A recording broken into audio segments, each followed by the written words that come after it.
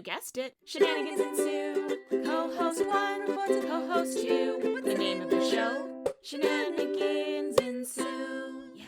Hello, I'm Jasmin. And I'm Jane, and welcome to Shenanigans Ensue. A podcast where it's just Jesus' birthday. He'd be 2,000 years old, but you do you. The emotional blackmail. I know! My joy upon seeing Kristen Chenoweth's face. Each episode we'll watch a rom-com and discuss its merits as a member of the rom-com genre. We'll cover well-worn classics, hidden gems, and everything in between. We'll give you our unsolicited opinion on every trope, caper, and flim-flam the film used, or maybe abused. And of course, the Shenanigans! Happy November, everyone! It's my birthday episode! It's Jasmin's birthday month! Yay! Yay, Scorpio season! Yeah! A very polarizing month. Why, because of the Scorpio of it all, or what? Oh, yeah, people love or hate us, and there is very little in between. And that's fine, because we're the one sign that cares the least. Scorpios get a really bad rap. I have some fantastic Scorpios in my life, and you guys are delightful. It's just you don't cross you, otherwise you'll be cut. That's all. I'm pretty difficult to cross, too. I just want to be left alone, like an actual scorpion. Just leave me alone. Just give me a wide berth.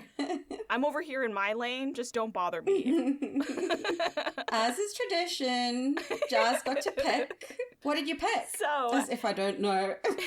I chose... Well, first, I should give this a little preamble. Sorry about that. So basically, I decided to pick something I've never seen before, but was picked purely because of the joy I feel watching a Lindsay Lohan movie. So I've chosen Our Little Secret. I love that Lindsay's making a comeback, and like almost exclusively with holiday rom-coms. Almost exclusively with Netflix holiday rom-coms. She must have signed like one hell of a deal with Netflix, is all I'm saying. Or Netflix was like, I don't know if you're ready yet. You need to sign this non-compete clause. Yeah. Anyway, she's been churning them out, and this is one of them. So it is a holiday film, of course, because this is our kickoff to the holiday season, and it has a bunch of really exciting cameos for me specifically. We'll get there when we get there. Yeah. And, of course, the delightful, the gem, the icon, the diva, Kristen Chenoweth is in this as the meddling mother. The role she was always meant to play. I love her so much. She's amazing. This character is so excellent. I don't know if anyone watched that show. It was a very short-lived TV show where there was a bunch of women in Texas, and she was like the main lady of the girl group. Do you remember the show? I don't remember what it was called. I have no idea what you're talking about, no? But it sounds like it was the role she was born to play. It was this same character, except she was Texan, and it filmed in like 2016. It was like one glorious season, and gosh, I just was so happy to see this kind of character again. It's so funny. And I mean, she's vaguely Southern in this as well. Yeah, because they're in Atlanta. Oh, really? Oh, okay. Yeah, it's filmed in Atlanta. Oh, I did not pick that up. But then again, I don't know much about Atlanta. No, that's so fair. I missed it the entire film, basically, and caught it at the very, very end because of the bar that they go to when Logan makes his construction pitch. That was the only place. I don't know that skyline very well, so I was not aware of where I was. That's super fair. Some big city, outside the city. We in the city for one scene. Okay, fine. Yeah. The suburbs around this one city, yeah. Yeah. And then they said something about Peach something is the name of the suburb, and Georgia Peaches. That was a huge tip. Context. Yeah. Your detective skills. I'm always on the case. Okay, I'll give you the plot synopsis. Yeah, let's do it. Exes, Logan and Avery, reconnect 10 years after their horrible breakup. To make matters worse, they are now dating siblings and staying at their new partner's family home for Christmas. For plot reasons, they decide to hide the fact that they know each other. Shenanigans ensue. What an absolute fun plot. The premise is hilarious. It is. It's so messy. And the way that they set it up is one of my favorite things. Yeah, that was cute. A cartoon montage of exposition. Stop, I love that. Also, it probably saved a ton on the budget. We love a thrifty moment. Yeah. That's also cute. I'm a deals girl. That was really fun. I thought they did a great job. I think it was a very fun choice that it was narrated by the dad, too. Yeah, and kind of gave the storybook feel because we're starting with them in their childhood through to early adulthood. So it was fun. It was quick. Yeah. And then we have that disastrous opening scene, and then we jump right into the next montage, getting us to present day. So it was all very efficient. Very efficient. And just excellent choices all around. Having someone who was genuinely neutral and loved both of the characters instead of having one of them talk about how hurt they were by the breakup from the other person was kind of a fun choice. Yeah. And I don't know I would have thought of it, and I think really worked. I agree. Speaking of, that's two of our tropes right there. All right. Whoops.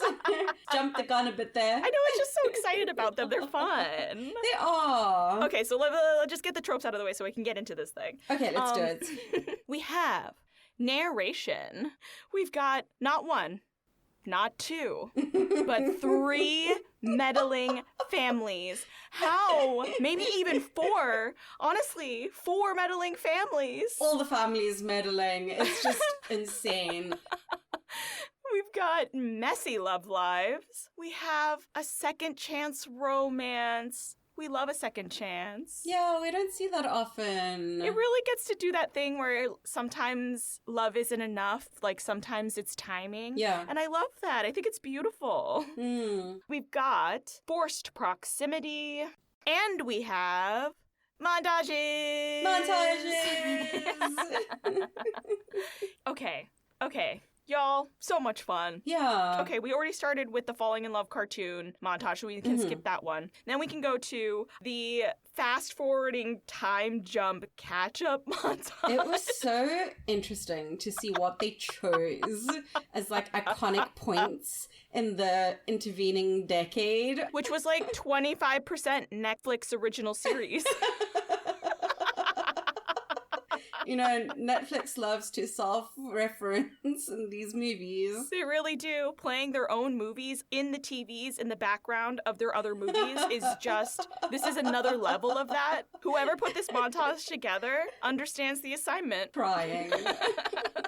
I can't deal. Oh my gosh, my favorite thing. It's been like dozens of movies since we've had one of these. I know, I got so excited. And that is, you guys, we got a soft focus montage. But not just soft focus. It was soft focus flashback. Partial flashback montage. I can't. Soft focus, special flashback of everything we just watched montage. I think the last time we got one of these was the last Lindsay Lohan movie we watched together. Oh, Irish Wish. Oh, was it Irish Wish that they did it? I think so, yes. I thought it was the other one, the other Christmas movie. Oh, Falling for Christmas? Was that just Falling for Christmas? That's so funny. Yeah. In my head, it's not Falling for Christmas, but it is Falling for Christmas. Falling for Christmas. So what I'm hearing is Irish Wish, Falling for Christmas, and Our Little Secret all got montages, and the common denominator is Lindsay Lohan because she deserves a soft filter. She doesn't need it anymore because she got all that work done by the same person who did the Kardashian mom. Chris. Yeah, I saw a face. The work is incredible, and Lindsay Lohan has the same doctor. So that guy, honestly, I found him too. He's here in New York City. I was so curious about all of this. I'm so meddling. I was like, oh my God, what a beautiful facelift.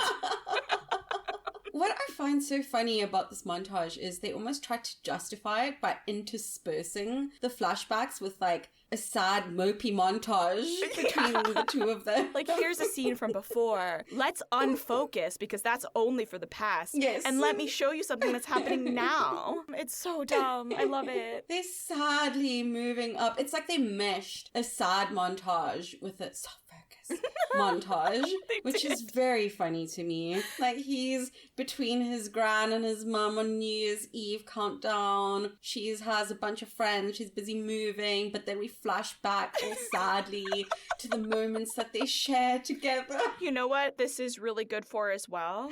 I can't. The budget. The budget on this film was so expertly divvied. They spent it all on the cameos. Yes, that's what I was going to say. Okay, wait, so I know that we're still in tropes, but I'm going to break the rules because this is my birthday episode.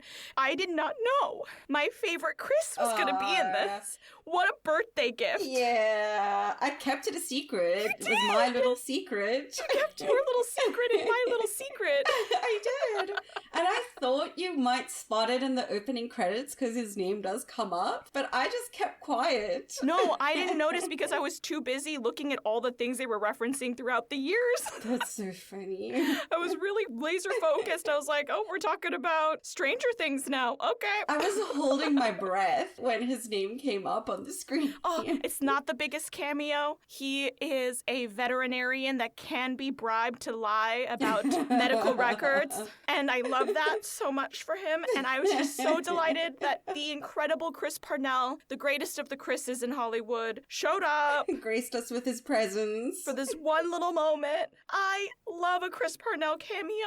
So funny. So that was delightful. And I got Kristen Chenoweth throughout. Honestly, I've gotten all of my birthday wishes. So stick a fork in me. I'm done.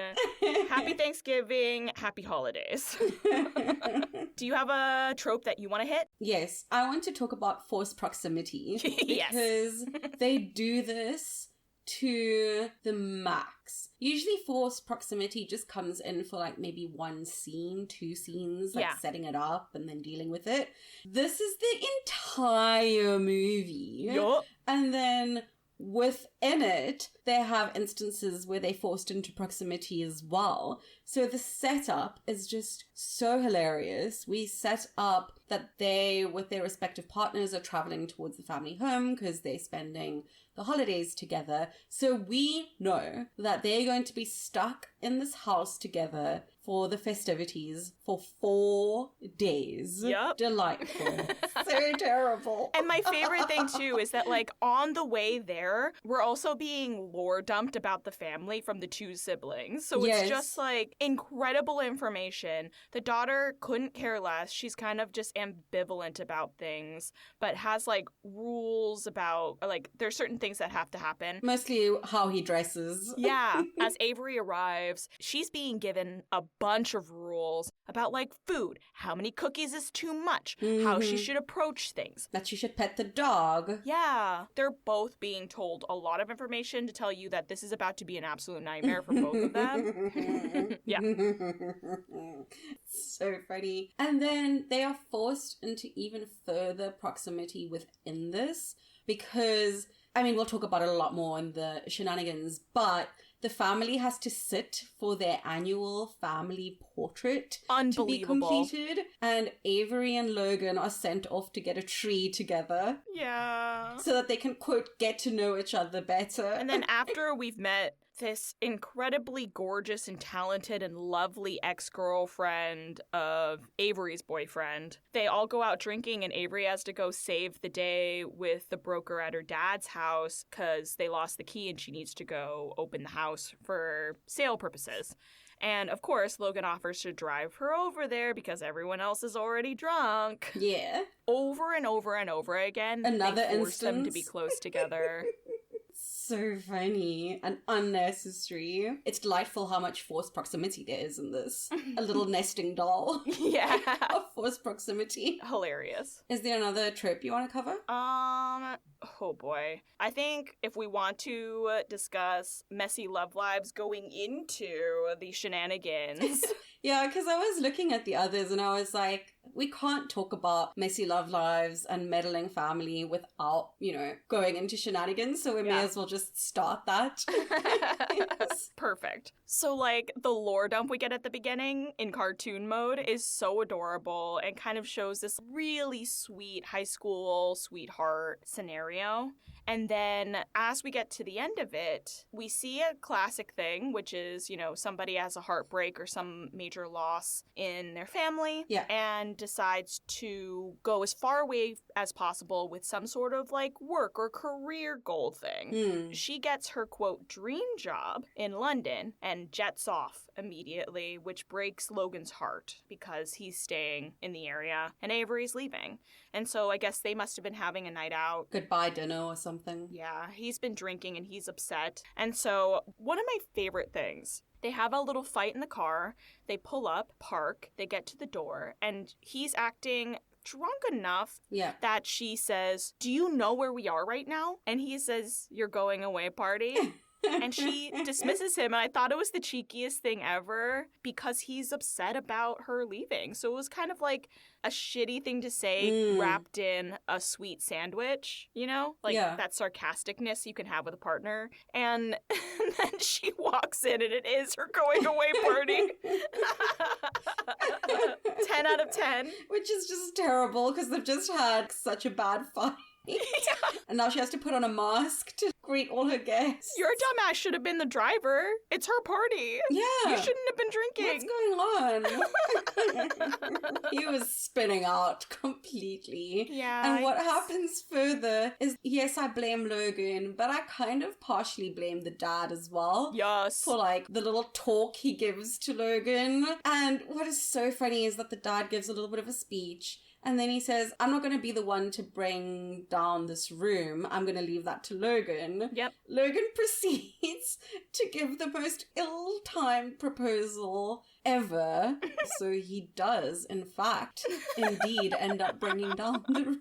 I think the dad was trying to say, fly out to see her. Don't let the love die. Show that you're still invested over the years, and she'll come back after she works there for a little bit or something. But what Logan's drunk ass thought was force her to stay through marriage. That was the worst idea, my guy. Oh, no. It's a really unfortunate situation because the UK is one of the harder places to relocate for work. And so the likelihood of him finding any work in the field that he's in, if he were to follow her, is basically zero. Yeah. So he really is kind of stuck. I'm sure he looked into it. Construction-related work, they're going to do that all there themselves. They're not going to give visas for that. Especially if you just, fresh out of college or whatever. I don't even think they give visas at all. Looking at some of the work stuff that they have there, because my partner considered it in computer programming. So we saw the exemptions that they make for what kind of work, and it is basically as strict as it gets. Yeah, it's tough. So that's it. He's in a tough spot. And he's not handling it well. He is handling it about as bad as a person could possibly handle a thing. And then I do think it was interesting, and I appreciate this, that they let the time gap be significantly long enough that I believe that these two can get back together. Yeah. In the point that the film is now taking place. It was a smart move to make it 10 years because so much has happened in between, and it gives some time for the sting and the hurt and the heartbreak of it to dissipate somewhat. So, yes, of course, it is very awkward when they reconnect, but I buy the fact that they could find a way back to each other in this. It's not fresh. It hasn't just been a year. Yeah. Now that we're talking about that, that was something that I actually loved a lot about this film. They took such care in so much attention to detail that despite all of the shenanigans, the goofs, the flim-flams, all of them are based in reality. Mm-hmm. I believed all of them. I think all of them are quite possible. Mm-hmm. Even the spin out at the end with all of the families Yes. and this blow up of everyone's secrets coming to light. Every single one, I was like, yeah, I could see someone blowing up about it now. I could see this person throwing that other person under the bus after all of this was happening. Because it just snowballs. Yeah, it snowballed so aggressively. I could see the younger brother. We've established him as kind of a rabble rouser. So, like, he's just going to throw some stuff out to see the chaos. Yeah. You know, like, we've established everyone so well that I believe everything that happened. Yeah. I will say on the flip side, we'll get more into it later with individual things. Everything was so damn believable that I think maybe they muted a little bit of the fun they could have had. Yeah, I agree. It's difficult to make a decision in terms of how I feel about it, because I agree with you that it did feel very realistic, very grounded in reality, but sometimes that was at the detriment of perhaps the range of all the actors. Yes. In terms of their comedic chops. This is a cast of truly incredible comedic actors, all of whom have the skill set necessary to thread the needle into campiness without going too far. Yeah. And they weren't really given the opportunity to do any camp. And that was a bit unfortunate. I mean, we have Tim Meadows in there as well, completely I know! randomly. So much good stuff. And so I don't know if it comes down to personal taste, like on our part, because Yeah. both of us are huge fans of camp. Or is it just because of who they cast, where you're like, ooh, I really wish I could have seen more camp from this group of actors? That's the thing, too, is like, I think it's a little bit of both, because I do genuinely appreciate the groundedness of the choices being made. Yeah. There was nothing that I felt like I needed to fill the gaps in for. But then when I see my guy, Chris Parnell, show up, and he doesn't get to go all the way as far as I know he's capable, I'm like, missed opportunity. He was Yeah. only in here for one scene. You could have let him go all the way. And was kind of a straight man, like just a little quirky, but not chaotic. That's why I was like, you could have let him go a little bit crazier. I wonder what's left on the cutting room floor. Right? There had to be a bunch of improv in there. I want to know the takes that they took out. And then before, because we didn't do our whole shenanigans, so before we like properly delve into that, we can talk a bit about the messy love lives. Oh, yeah. Because it is so chaotic. The fact that these exes are now dating siblings and are redeveloping feelings for each other, while Avery's boyfriend Cameron is like making eyes at his childhood sweetheart-ish best friend, gorgeous, glamour, smart goddess. Yeah. And she's just doing everything.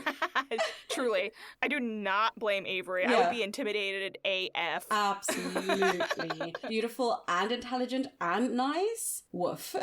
But how good was that re-meet cute scene? Mm-hmm. Their chemistry for that moment was absolutely electric. And the way that they filmed everyone noticing and then them Yeah. lying about it was so funny. And then the younger brother overhearing Logan and Avery's fight about how they used to date, and he's starting to blackmail them. So we just have all these balls that are up in the air waiting for something to fall, you know? Yeah. And then eventually it does. Gosh, and I remember thinking too, I was so appreciative of the way that they built it at the beginning. Because obviously they're going to reconnect. How are they going to reconnect? But they don't tell us the two people Logan and Avery are dating are siblings until we get to their house. So stressful. Unbelievable. And the reveal is just that Logan is talking to some of the family members and meeting everyone. Yeah. And Avery's kind of like hidden behind Cassie, the sister. And then it's like, oh, and this is Cameron and Cameron's girlfriend, Avery. Yeah. Imagine that their chemistry wasn't still hot and then they decided to stay with their respective partners. Like, imagine having to carry on the lie forever that you guys hadn't previously dated. Like, after that final scene, messy.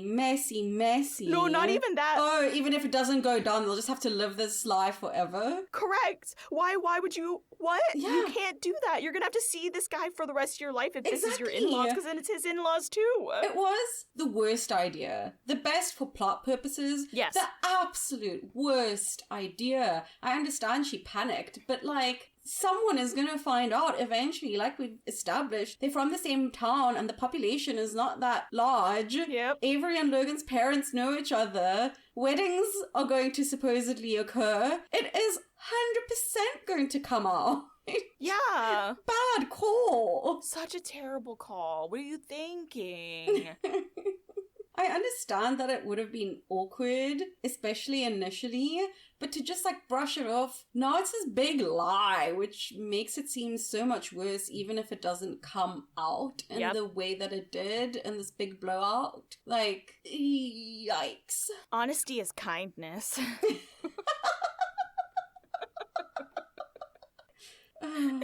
Well, I think we've done a thorough job of the tropes, so we can move on properly to the shenanigans. Making her accidentally get high and then read at a church for Christmas is one of the funniest things ever, and also made me so uncomfortable.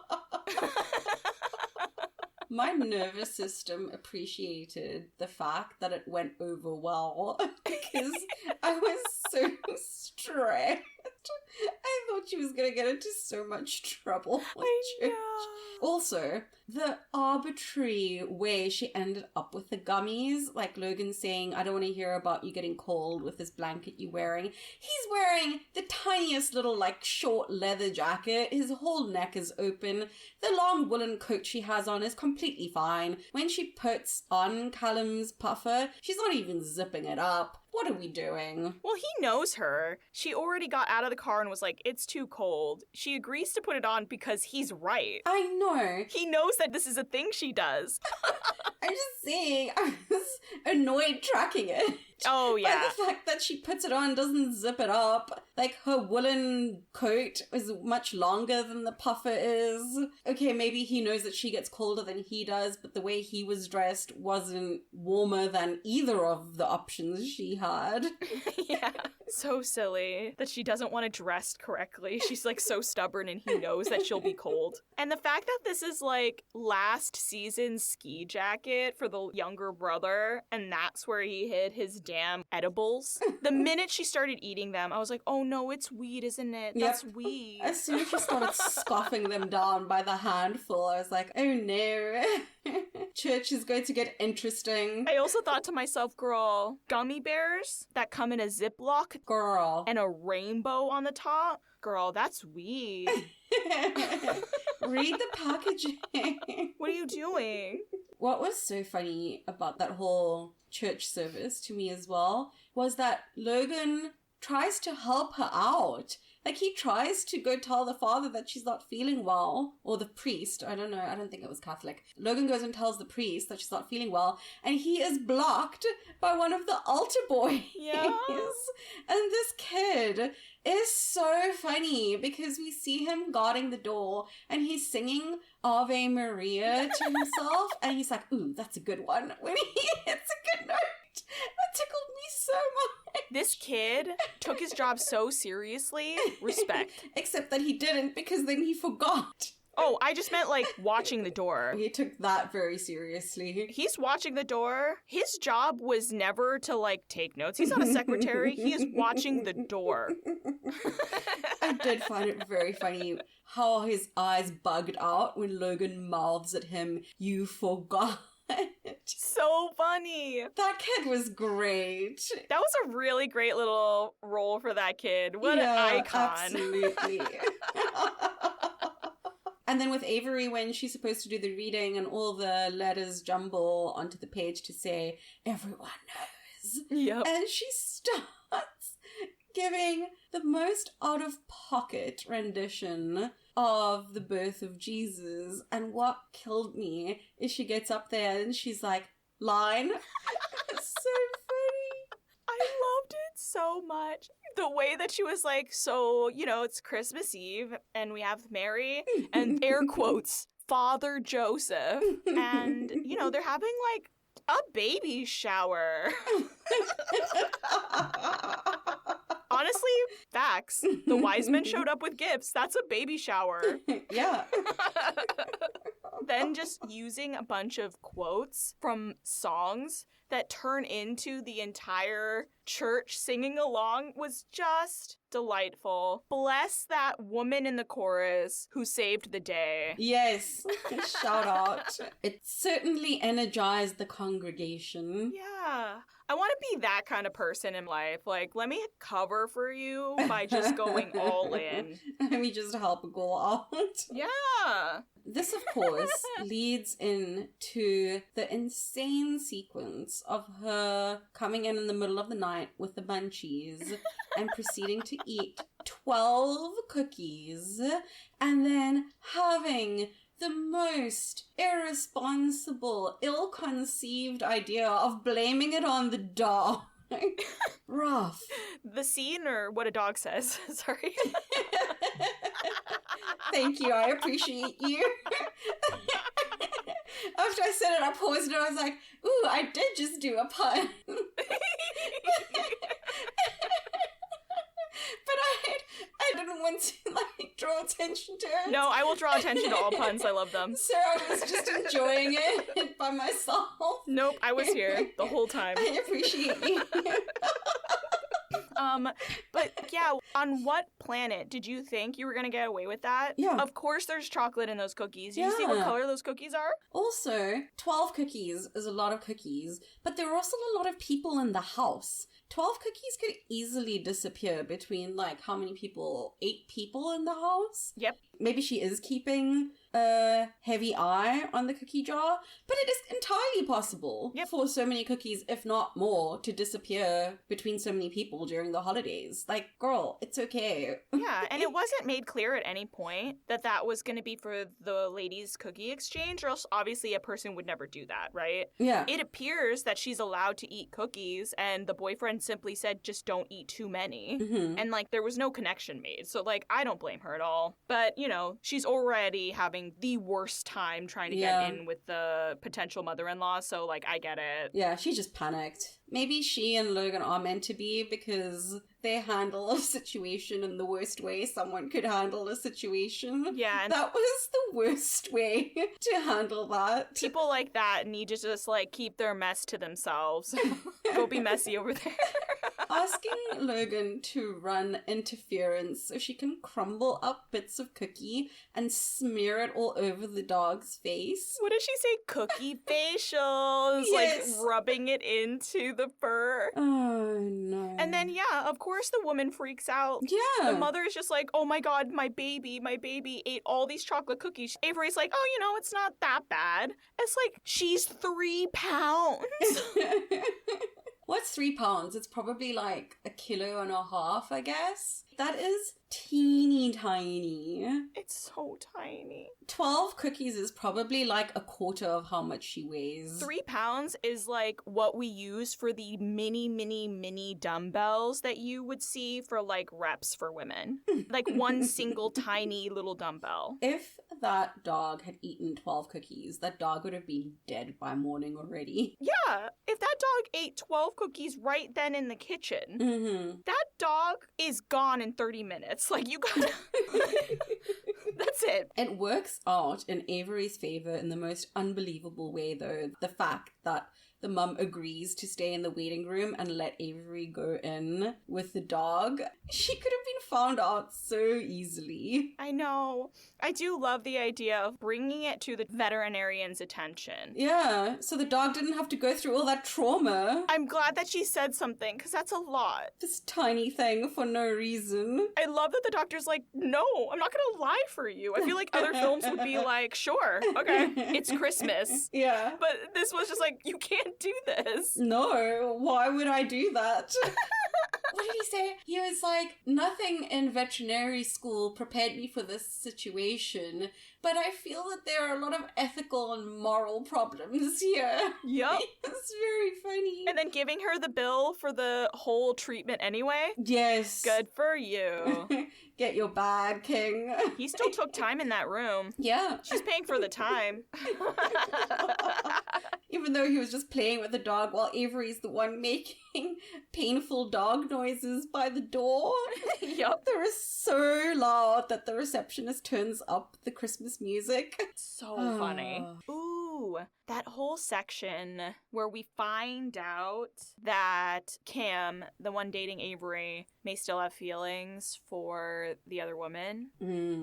I was really surprised by that because I felt like at the beginning of the film, they did a really good job of highlighting the fact that Logan and Avery were with two people that aren't the right choice for them, but seem like good people. Yeah. It seems like they have fun relationships. Like, I liked the vibe that they had. It seemed like perfectly fine. And so to have him turn and be kind of secretive and awful about it. Yeah. That sucked. Because, like you said, they didn't go out of their way, at least at the start, to make either of the siblings so unlikable and terrible where you like, okay, the other person is obviously the right choice because look at how awful these other partners are, which we often see. Yeah. And it's like, I appreciate that Cameron's having his own situation that's exactly the same as Logan and Avery, right? But the sneaking at night thing and lying about the time you came in. That's the whole thing, is like, while I know that Avery and Logan are doing the exact same thing, we're following them. Yeah. So we know that at no point did they cross a line. Yeah. It's hard because we don't get to see that with Cameron and that other woman. And I really like her. Yeah. And so now I have to grapple with the fact that, like, oh, Cameron maybe slept with her? We don't get a clear answer. No, they don't make it clear at all because it could have just been innocent that they just stayed out super late. Yeah. But why lie about what time you came in and why rope Logan into the lie as well, you know? Yeah. Yeah, I didn't like that either. So that part's really tough because then it makes Cam super unlikable, even though technically he's doing 100% the same thing as Logan and Avery. Absolutely. Still in love with a high school sweetheart and just lying about it. Yeah. Oh. Back to the... Because we didn't touch on it when we were talking about the subterfuge that Logan did with the mum. Yeah. But somehow talks his way into making her believe that he's going to propose to Cass. Oh, that's so funny. Without saying anything, he's just so relieved. Well, he's just trying to keep her from going into the kitchen. Yeah, exactly. So he's just relieved that she's like talking to him and like continuing the conversation. So he's not thinking too much about like the implications. And I just love that they set us up, too, that the audience knows that he has no intention of proposing anytime soon because he previously told Avery, quote, "We're nowhere near proposal yet." And she says, "Oh, no, of course not with midterms coming." It actually starts with him asking her to help him with a proposal, and she also thinks that he means marriage proposal. Yep. And he's like, no, it's this proposal for a project. Speaking of the project, just the arbitrary shenanigans about the fact that the deadline is Christmas Eve because they want to choose someone by the 1st of January, so he has to work through the holidays. Love. Oh my gosh. Why? I love that we're gonna award this kid this project and his career is kind of really exploding at the same time. You know, Avery's coming home. So it's just like the seesaw of their careers at this moment in time. So like he needs a win. I love that. But the way that it happens is the actual most unrealistic thing that happens in the entire film. The doodles. The doodles of like a swimming pool and a bunch of trees. I don't even care about that. It's that like... Dead. If you're going to give this guy the project, he's won the bid. Then why did you bring his boss to this bar as well to talk about it? Like, you don't need to do all of this to look the boss in the eye and say, like, no, I didn't go with yours because you only care about money and this is about vibes. I need the guy with the ideas. No, we're going to do what this kid is doing because this kid has the vision. You wouldn't do that. Because I'm like, surely it was just Logan's name that was on the proposal. So why go to the trouble of figuring out who the boss is, like bringing him in? It was so extra. Such a funny thing. Again, back to the deadline. He's like, to be honest, I don't need any more money. So, like, why the rush? Why are we rushing with this January 1st decision? Yeah. It's a passion project, clearly. Yeah. So, like, what are we doing? Why are you forcing people to work through the holidays? Why are you putting this on yourself? This is, like, the funny shit, too, because I was like, this is the difference between the construction guy and the architect, right? The construction guy is brass tacks. The architect is the artist. This was a big freaking issue for me when I was renovating the kitchen, because it was constantly me being like, no, I'm going to pay extra for the colors that I want. I don't care that it's a custom color. Mm-hmm. I need you to understand that I have a vision for this and I'm going to have to live with it for 20 years. Yeah. So, like, this needs to be the way that I want it. $700 for 20 years is not a big deal to me. No. And then, like, every single construction guy was like, oh no, like, that's just more expensive. I had a guy not put the order in for 2 months and not tell me because he thought I would change my mind and pick the cheaper thing. And I was like, so you wasted 2 months of my time. So I get it for this guy being like, no, you don't get it. It's about vision, not about money. Yeah. I fully am on board. But like, this is why why are you going with regular construction companies, my guy? You need an architect. Yeah. I'm so glad you found Logan. Ugh, exhausting. So funny. And then before we move on, we need to talk more. I feel like we need to give this disastrous Christmas Eve dinner party its due because oh my god, I loved it so much. I loved it. I love how well everything fell apart. Like, it just kept getting worse.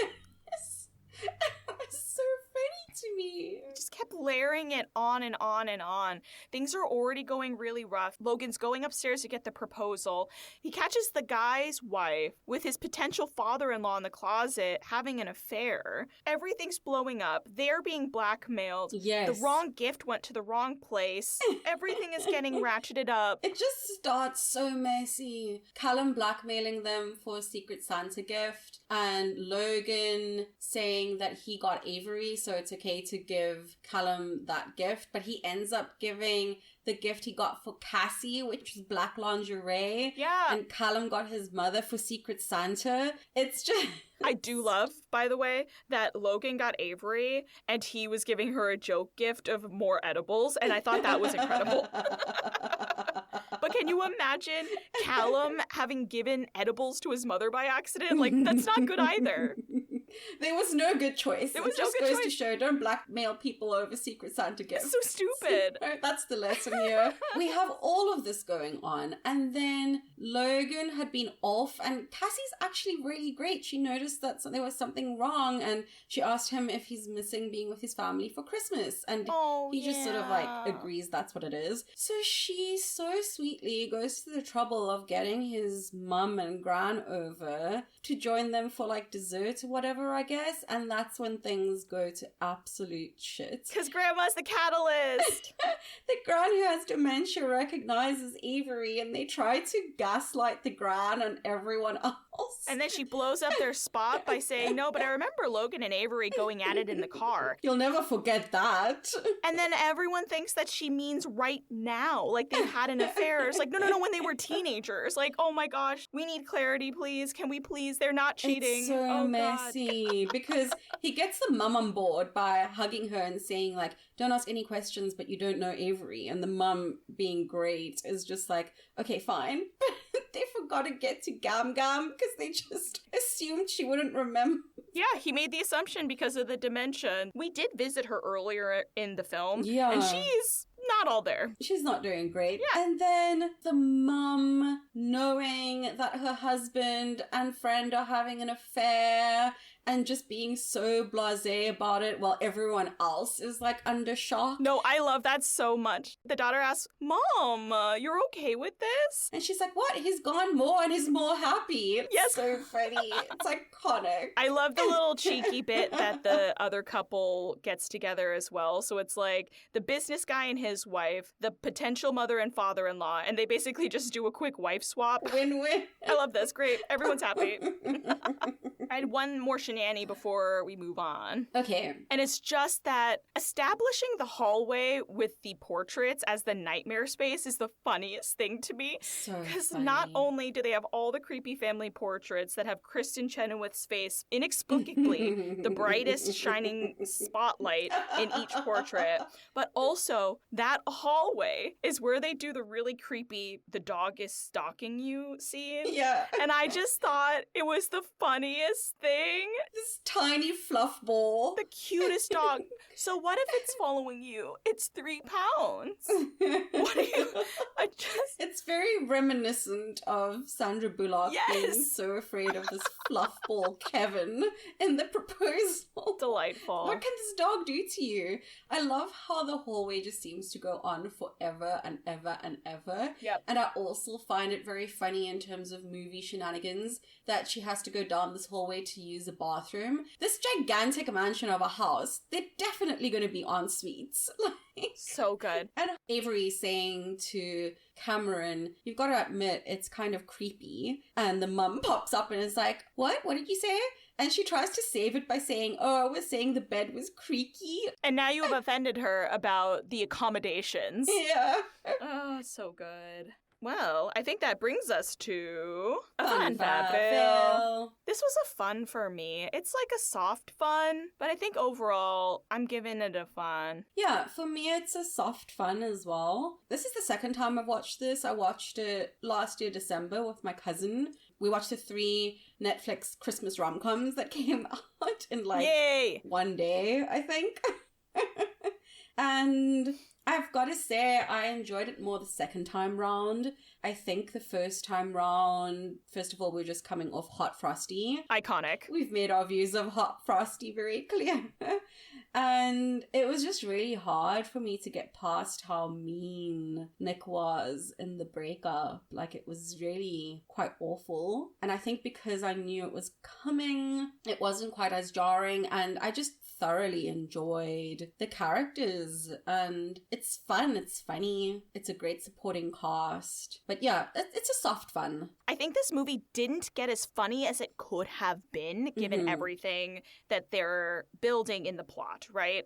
I do think that that's a missed opportunity for sure. Yeah. But the actual story and bones of what they're telling us and the journey we go on is so strong that I want to watch it again. Like, I love this idea. I love the idea of second chances in love. I love the idea of right place, right time. I think it's all fantastic. And so I think that the story is so strong for a rom-com that it saves it from being what would possibly be a fine. Yeah. I love the premise, and I think that's part of the reason why it's not a more solid fun, is that I think I love the premise a little bit more than I love the actual execution of it. Yeah, the execution leaves a lot to be desired. Even though I thought the execution was decent enough, I wasn't giddy after watching it. Yeah. I was like, yeah, that was enjoyable. They filled in all of the gaps and holes in the plot that other rom-coms have, and then never found the comedy to match it. Yeah.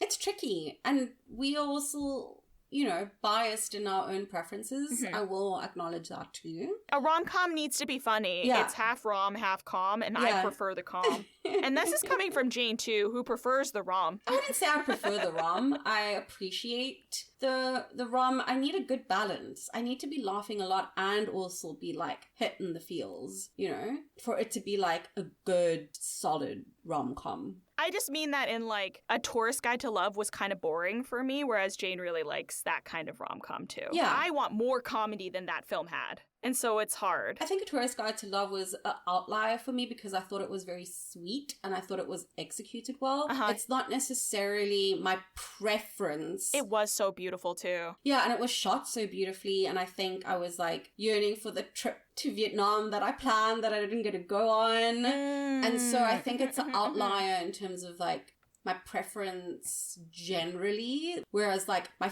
favorite rom-coms is something like The Wedding Singer, A Cinderella Story. Yeah. Like, it's very funny, very campy. Okay, yeah, so it is cheese. Yeah. I want big cheese. I want cheese. Give me the cheese, please. Yeah, this just didn't have enough cheese, unfortunately, but the story was good enough that I really enjoyed it. Yeah, there we go. I want high cheese, high comedy. Oh, this is it. I think that's what you were trying to say, and I just whooshed part of it.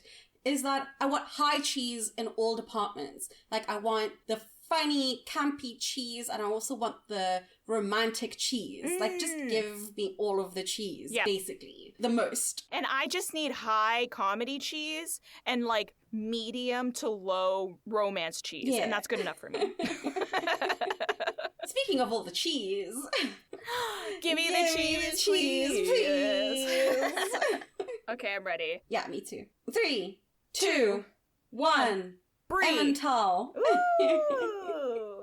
This is my first repeat. Yeah, it's your birthday. You can do a repeat. Yeah, and I have a good reason for it. It's gonna make sense. I think I went first last time. You did, but it's also your birthday. Are you okay with me going first? Okay, I'll go first again. Okay. You excited to justify the brie, the double brie? I know, it is a double brie. So the reason why, and anyone who maybe remembers, is going to be interesting, and it's not going to make a whole lot of sense, but I promise it'll come together. So the last time I did a brie was for Bridget Jones's Diary in season 1. And the reason why is typically I tell people that I think brie is an overrated cheese. I do remember this. I stand by that statement. And I'm not saying it's a bad cheese. I'm saying it's a cheese that a lot of people will maybe put in their top 3. And I don't think it should be anyone's top 3 cheese because it's kind of plain to be a top 3 in my opinion. People put brie in their top 3 cheese? That's what I mean when I say that it's overrated. Ooh, that was very judgmental. No, I'm not saying it's bad. It's not bad. But a plain brie should not be that high on anyone's list, in my opinion. And so when I say that it's overrated, and the reason why I gave it to Bridget Jones's is because, you know, the aging was really bad, the fat shaming was really bad, right? I wanted it to be an overrated thing, so I felt like the film felt overrated when I finally saw it. Now, on the other hand, the reason why brie is an excellent cheese, and the reason why I love it so much, and I will eat it a lot, is because it is a beautiful butter substitute. That's funny. If you let brie get to room temperature and you toast up some bread, I will spread it on bread and pretend that I'm using butter instead and just eat it like that. That is not like a highbrow way of consuming it. Of course, like a baked brie with other accoutrement is going to be... Oh, I love doing a baked brie. Yeah, that's a great way to have it. It's excellent like that. Baked brie with some honey, some nuts. But that's also another thing, is because it's kind of plain and it just is asking for you to put extra stuff on it. Yes. It's a vehicle for additional flavors if you want. But I love a brie as well because if I'm going to use it as like a butter substitute, it's sweet, it's smooth. It is a classic in that way. And I feel like this film was sweet and good. It was just so well thought out. The concept is perfect. It left a lot to be desired in the comedy department, so that part was a little disappointing. So that's why this is just plain brie. It's not baked, it's not anything else. I really enjoy it. I will put it on bread every time and I will eat it like a butter substitute, but it's not going to be in the top. It's just solidly good. And that's why for me, you get to see both the reason why I think brie is overrated and why I also like it. So it's arguing the other side of the brie. Correct. So I went with Emmental, and I'm going to read a bit of a description because it ties in with how I feel with the movie. It is mild, nutty, and slightly sweet, which is how I feel about this film. Love. It's quite mild, as we've spoken about at length. It doesn't ratchet all the way up to the way that it probably could. Yeah. It is nutty, though, especially with a supporting cast. And the premise is just so bonkers, but also totally believable. And then it's slightly sweet. It's not got you completely in the feels, but it is sweet. And it's sweet how the characters also all tie in together. Yeah. It is also known for its characteristically large holes. And as we spoke but there are some gaps. But it's still a super satisfying watch. Emmental is especially delicious on like a croissant with some ham and good choice. Veg on. Like that's really where it shines. But like just on its own, maybe not so much. So yeah. That's Emmental. Similar and amazing. Yeah.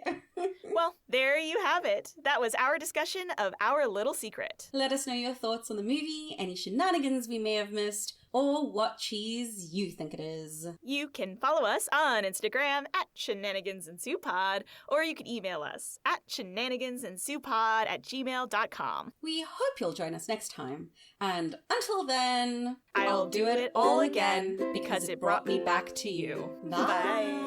There was a part where the dad said it's like playing tranquilized chess. What? That went over my head. And I looked it up. It is the concept. For example, during the Netflix series, another Netflix, Queen's Gambit, is the idea that we're like cheating at chess because you're highly medicated. Are you tranquilized? So fascinating.